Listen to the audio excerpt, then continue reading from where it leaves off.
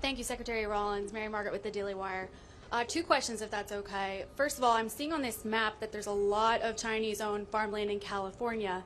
Are you looking into the severity of that and what those consequences are? And then number two, the president has expressed concerns about how mass deportations would affect the farm industry.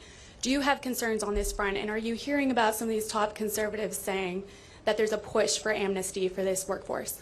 Well, thank you for those questions. The first thing I'll say on California, and I'd love for anyone else to join me if they have thoughts on that, is this, that a lot of people said, well, look at the red states are the ones leading the way. The red states are the ones that are banning the Chinese-owned farmland, and this is true.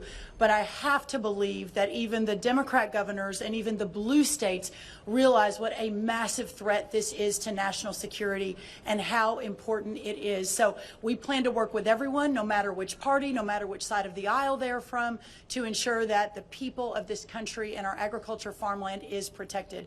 The second question, I appreciate you bringing that up. There's been a lot of noise in the last few days and a lot of questions about where the president stands in his vision for farm labor. The first thing I'll say is the president has been unequivocal that there will be no amnesty, and I think that's very, very important. I and the rest of our cabinet certainly support that, effectuate that, and make sure that happens every single day. The second thing, to your question about mass deportations, the president and I have spoken about that once or twice, and he has always been of the mindset that at the end of the day, the promise to America to ensure that we have a 100% American workforce stands, but we must be strategic in how we are implementing the mass deportation so as not to compromise our food supply.